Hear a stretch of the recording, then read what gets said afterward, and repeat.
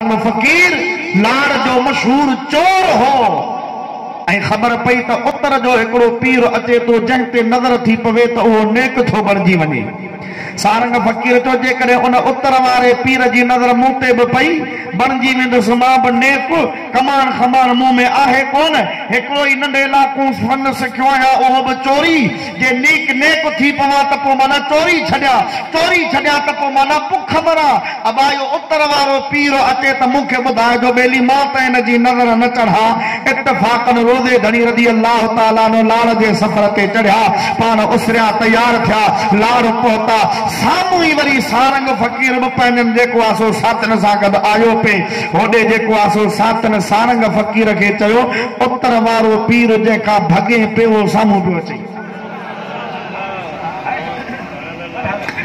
ऐं पीसे रोज़े वारे खे बि वरी कंहिं चयो मुरीद ख़लीफ़े साईं हिन इलाइक़े जो मशहूर चोर सारंग फ़कीर साम्हूं पियो अचे। सारंग नालो अथसि, आहे चोर। हज़रत रोज़े वारे फरमायो हर भेरे मां को न को मक़सद खणी ईंदो आहियां, हिन भेरे मां सफ़र कयो ई न सारंग जे लाइ। सारंग फ़कीर पंहिंजे सवारी तां घोड़े तां उठ तां हेठि लथो, हेठि लही वञी पंहिंजो मथो ज़मीन में रखी पंहिंजा हथ पंहिंजे अखियुनि ते ॾेई छॾियईं। साथी चवंदा छा पियो करी? चई हिन खे ॾिसणो कोन्हे।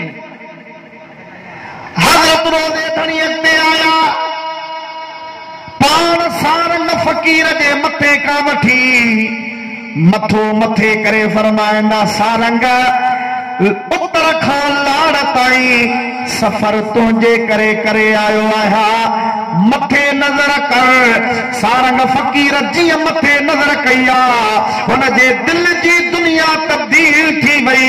हज़रत रोज़े धणी जे पेरनि ते किरी पियो चईसी मां चोरीअ खां तौबा कई, रिस्क जो ज़िम्मो रब जो आहे, मूंखे पंहिंजो मुरीद बणा।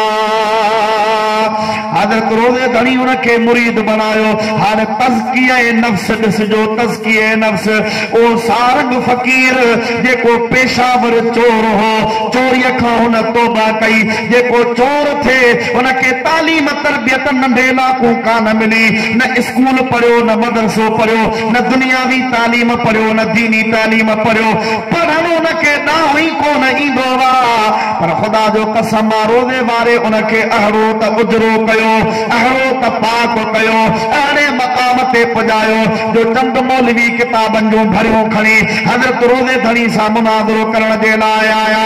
इमामुल आरिफ़ीन पीसी सैयद मोहम्मद राशिद रोज़े धणी रहमतुल्लाह ताला अलैहि फरमाइनि था छाजे लाइ आया आहियो? चईसी फलाणे मौज़ू ते मुनाज़रो करणो आहे। पाण फरमाईंदा मूं सां मुनाज़रो कंदो? हा साईं तूं सां मुनाज़रो करण जे लाइ आयो। पाण फरमा मूं सां मुनाज़रो पोइ कजो, पहिरियां मुंहिंजे हिन ख़लीफ़े सां त मुनाज़रो कयो, हिन सां ॻाल्हि ॿोल कयो, मुनाज़रो कयो, पोइ जेकॾहिं तव्हां हिन खे शिकस्त ॾिनी त पोइ मूंसां मुनाज़रो कजो। चईसी ठीकु आहे। ख़लीफ़ो सारंग फ़कीर भर में वेठो आहे। हज़रत रोज़े धणी फरमायो ख़लीफ़ा जी साईं मौलवियुनि सां मुनाज़रो कर। हाज़िर साईं। मौलवी साहब किताब खोलियो, इबारत पढ़ी, ही मसलो आहे, हिन जो जवाब। ख़लीफ़ो सारंग फ़कीर अॻियां को किताब कोन्हे को, क़ुरान जूं आयतूं पढ़े तर्जुमो करे, हदीस पढ़े तर्जुमो करे, किताबनि जा हवाला ॾे, सवाल जो मुदल्लल जवाब ॾे। हिकिड़े जो जवाब ॾिनी, वरी ॿियो सुवाल, हुन जो जवाब वरी टियों सुवाल, हुन जो जवाब वरी चोथों सुवाल। मौलवी थकिजी पिया। जेसीं असां बास बासी टिकी बासी, असां शिकस्त खाधी, पर भलाई कर ॿुधा हे तारो ख़लीफ़ो पढ़ियो काथों आहे? सुभान अल्लाह। काथों पढ़े? ठेड़ी में पढ़े, अमरोठ में पढ़े, पढ़े काथों? कहिड़े इलाइक़े मां पढ़ी आयो आहे? कहिड़े मौलवी ने पढ़ी आयो आहे? ख़लीफ़े सारंग फ़कीर चयो मां पढ़ियल पढ़ियल कोन आहियां। पोइ ही हेतिरनि सालनि जा जवाब क़ुरान हदीस जी रोशनी में हज़रत रोज़े धणी रहमतुल्लाह अलैह मौलवियुनि खे तसल्ली ॾियारण जे लाइ पाण फरमाइनि था अबा सारंग जी साईं दुआए कुनूत त ॿुधा। दलील ॾिनई पे क़ुरान हदीस मां किताबनि जा हवाला पे ॾिनई। दुआए कुनूत त ॿुधा हथ बदी चई सही किबला ए या कन बूदन में कन कान्ही आंदी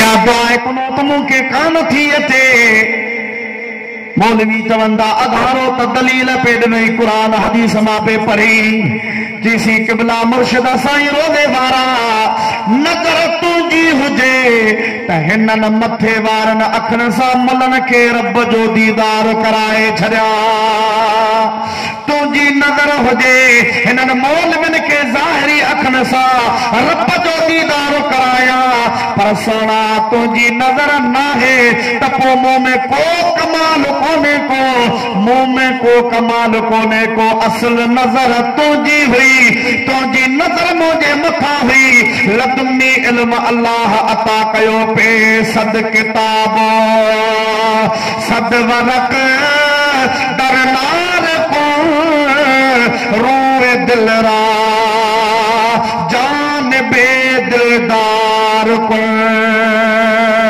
तो सुभान अल्लाह उन हजरत रोज़े धनी रहमतुल्लाह ताला अलैहि रुगो खलीफो महमूद न खलीफो सारंग न मुझा दोस्त अजीज मुसलमान भा रोज़े धनी पंहिंजी जमात जी उहा तरबियत कई जो मिर्ज़ा कलीच बेग जहिड़ो माण्हू जंहिंजो मसलक बि अहले सुन्नत व जमात कोन्हे को जेको रोज़े धनी जो मुरीद बि कोन्हे को मुरीद त परे जी ॻाल्हि मसलकनि बि जेको आहे सो रोज़े धनी सां मुतफ़िक़ कोन्हे को पर उन मिर्ज़ा कलीच बेग पंहिंजे किताब में लिखियो बा जॾहिं पुछा कई वई त तव्हांखे के वक़्त जा वली सुझनि था हिन दौर में माण्हू चवनि था त के अल्लाह जा वली बि हूंदा आहिनि हिन पुरफ़ितन दौर में तोखे के वली सुझनि था मिर्ज़ा कलीच बेग चयो हज़रत मोहम्मद राशिद रोज़े धनी जी जमात में हिकु न पंज न हज़ार न लखे रोज़े धनी जा मुरीद अहिड़ा आहिनि जेके अॼोके हिन पुरफ़ितन दौर में